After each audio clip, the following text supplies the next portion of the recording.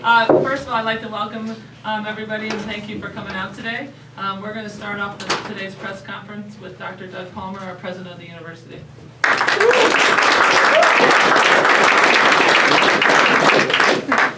just want to say thanks for coming out today for a really important day for Siena Heights University. You know, a lot has happened since we started on this journey and started on this process.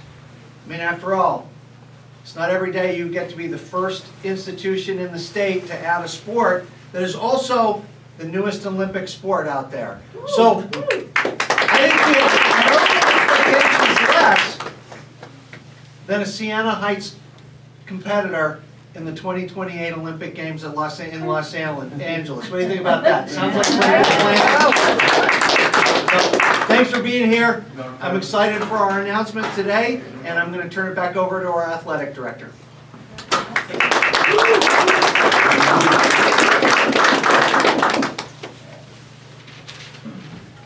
It was just a short time ago that we were here at Siena Heights to announce that we were going to be the first college in Michigan to start women's flag football as a varsity scholarship sport. We wanted to give women athletes a chance to continue to play a game and a sport that they loved playing growing up. It comes at a great time, as you heard Dr. Palmer say, that they announced it to be an Olympic sport in the future. But today is about announcing who will be leading this program.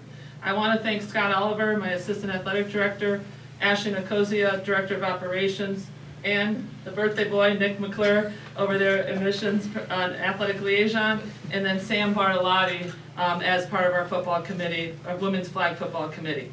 And I do want to just say, it would be remiss of me if I didn't say an extra thank you to Sam, who willingly took on the role of director of operations for flag football until we found the perfect fit for our candidate. So thank you, Sam.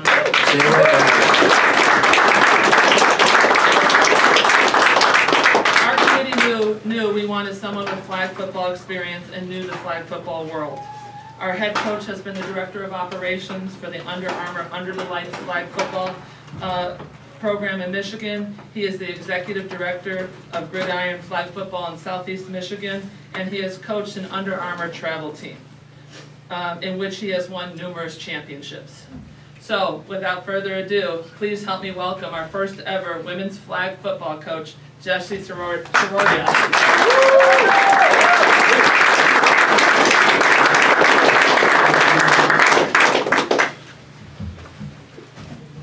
Hello. So it's first and foremost, I want to thank everybody at Siena for the opportunity.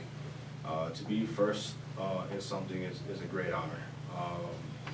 You know, with everything I've done in my life, like I never thought that I would be in a position like this to lead a university in a sport that is growing so rapidly. My family for supporting me in this decision, and overall guidance. So thank you everybody. Thank you Sue, thank you Sam for trusting me, Dr. Palmer, and everybody in the staff that I interviewed with. Just here to make you guys proud and have Siena on the forefront of this magical journey.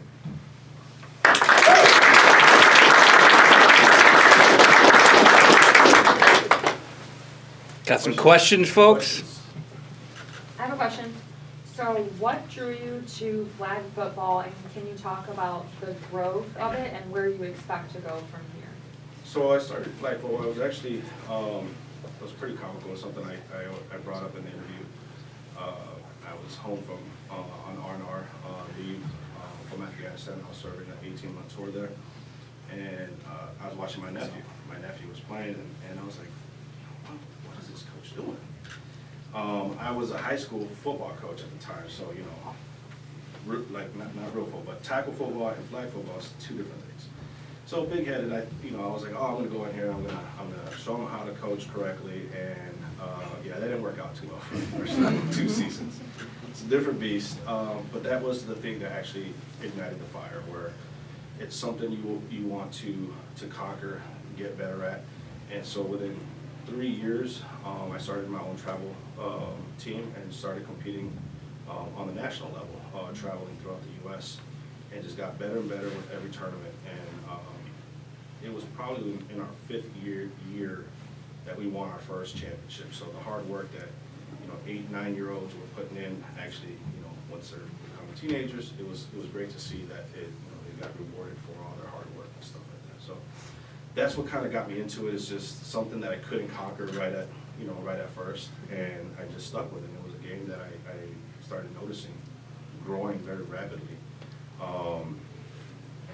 And with the tournament, seeing the girls were playing, and there's these girls that were playing in the co-ed divisions, and were putting it on to the boys, and I was like, wow, that's really impressive. So I started getting into that as well, and it was just, I just never looked back. I stayed out of high school football and continued in the flag world, and here I am. So I'm going to ask you to reflect for a second. Today you're a college head coach. So when you first started the journey as a flag football coach, can you what was it like? Did you think that you were going to get to this point when you first started coaching? No, honestly, I never, no, if anything, I thought maybe in tackle football. As the sport was growing and going down south and seeing the age levels grow to 15U, 17U, and then to, they've always had adult, but I never pictured it being a college sport until I witnessed it when the other universities started adapting it as a sport, mainly more in the south and toward the central part of the U.S., which excited me because I knew Michigan was soon to follow. Just when, I didn't know. There was multiple times where I even tried to start it up myself, and just I couldn't get the support at the time. This is about 5 years ago, so it was still fairly new. So when Siena, made the move, I was super excited because it was like finally, like it's here. So a lot of my close friends that are coaches that coach women's team, we're super excited that I threw my name in the hat and that I'm here because it's something that we've been wanting for quite some time now. Great, thank you. Could you talk a little bit about your time in the Navy and what are some things that you could take from that experience that will translate to the world of college athletics? Camaraderie. Being a team, it's being a good teammate, having chemistry with the person next to you, and always being there for your brother or your sister.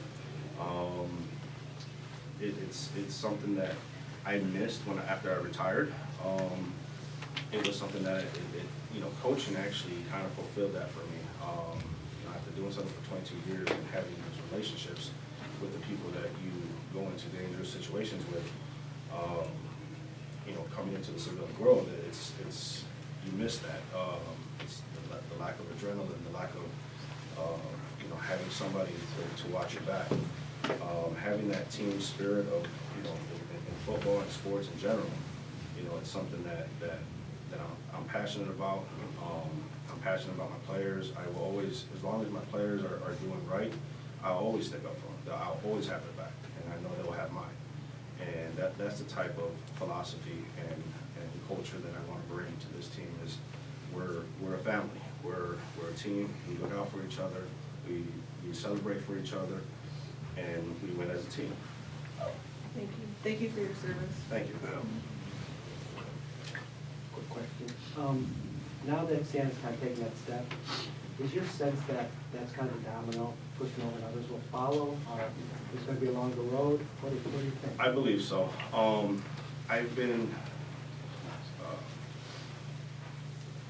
noticing more and more. It's just like everybody wants to put their foot in the pool. It's just they don't want to be the first. And I've been blessed to make connections with the U.S. national team. My nephew's on the team. I actually have my son's godfather's son is on the team as well. So when those relationships, the chatter that you hear of how it's growing, and when the rumor was that it was going to be an Olympic sport, that was super exciting.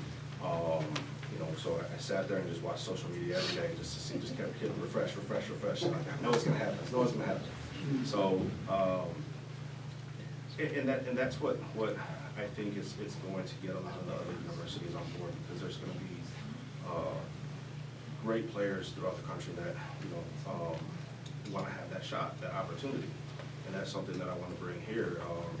With like I said, the relationships I have with USA Football and the U.S. national team, I want to implement the talent ID camps, everything that they do to select these players, and I want to have a potential gold medalist here, in the near future.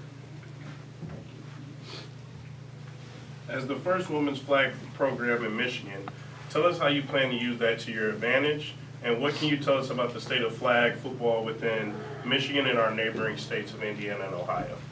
There's a lot of talent. It's actually amazing that we are the first school and that other schools haven't jumped in yet. With the amount of talent I've seen in Indiana in tournaments and even in league play, Toledo, right up the road, or not too far from us, there's leagues of 1,000 kids right now going on. The ages are away from first grade, kindergarten, all the way up, but there is a lot of talent in our neighboring states and a lot of girls that are hungry to go out there and prove that they're just as good. And we just need to build a stage for them. And I'm glad that Siena is that stage. So, if you're interested in playing and competing, winning, and being part of a team, a family, this is it. We are the tip of the spear here. What type of student athlete fits the mold of a Siena Heights women's flag football player? Team player. Team player across the board. First and foremost, I want every student or every athlete to earn a degree.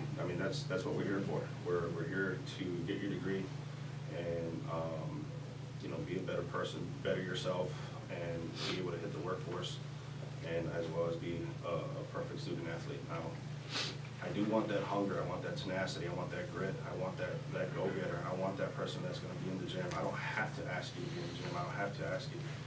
I want that person that wants to take the initiative to take their game to the next level. Now, there's going to be a couple that, you got to give them a quick push, and that's fine. It's everywhere. We all, as coaches, we all have those players, and that's fine.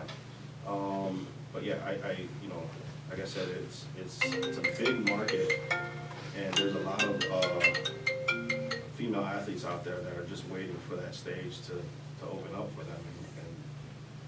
And like I said, we're here, we're ready, and as soon as we're done here, I'm hitting the recruiting trail. Any other questions?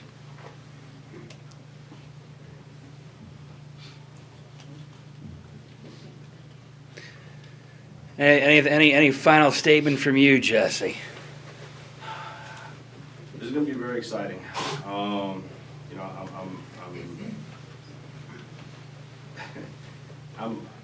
I'm not a person that shows much emotion on my face. Everybody says like, "Hey, put a smile on your face." So I'm never mad or anything. So I'm just probably in my thoughts.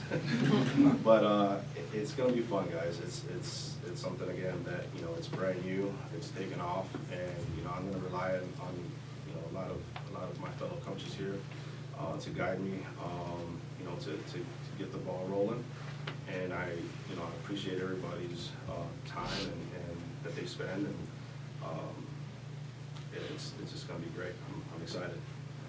Go Saints! Go Saints! You'll